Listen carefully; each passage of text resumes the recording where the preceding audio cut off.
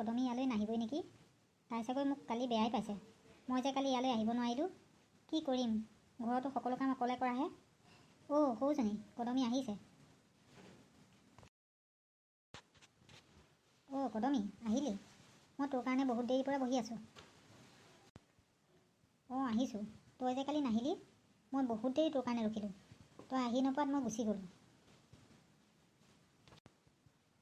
মই কালি আহিবলৈ সময় নাপালোঁ অ'। মই কালি নতুন ধান কেইটামান ৰ'দত দিলোঁ। নটো খাব লাগিব নহয় ৰাইজৰ লগতে। ধানো বেছি পোৱা নাই, আধি খেতিহে। যেনে তেনে দুয়োজন মানুহে খাবলৈ 6 মাহমান জুৰিব আৰু। নিজে খেতিটো কৰিব পৰা হ'লে এবছৰমানলৈ ঘৰৰ ধানে জুৰিলেহেঁতেন। কেনেকৈনো ঘৰত খেতিটো কৰিবলৈ লওঁ, মানুহজনো অসুখীয়া।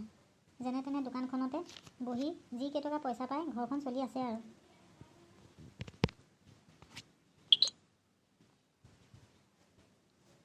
কালি দিনটো ৰ'দত ধান শুকুৱাই আবেলি সামৰি সুতৰি ঘৰৰ পৰা ওলাই আহিবলৈ মন নগ'ল আৰু। তই কালি নাহিলি। মই কালি ইয়ালৈ আহোঁতে দেখিলোঁ পানীৰামৰ জীয়েকৰ আমাৰ বাবাৰ লগত কথা পাতি আছিল। মোক দেখি দুয়োটাই পলাল। মই ঘৰত গৈ তাক সুধিলোঁ, তই সেইজনী ক'ৰ ছোৱালীৰ লগত কথা পাতি আছিলি? সি ক'লে, সেইজনী মোৰ লগৰ একেলগে কলেজত পঢ়া ছোৱালী। মই যে এইকেইদিন কলেজলৈ যোৱা নাছিলোঁ, তাইৰ পৰা নোটখিনি বিচাৰিছিলোঁ। তাই মোক লগ কৰি নোটখিনি দিলে। মই আৰু তাক বেছি কথা নুসুধিলোঁ, মাথো ক'লোঁ, তই ভালদৰে পঢ়া শুনা কৰ। এইখন কিবা এটা হ'ল, অফ হৈ গ'ল যে। অঁ ভালেই কৰিলি।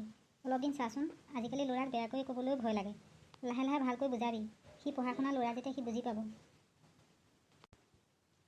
তই ঠিকেই কৈছ মালতী। মই আৰু দেউতাক দুয়োজনে পাতিছোঁ। তাক আমি দুয়োজনে ভালদৰে বুজাম, সি বুজি পাব।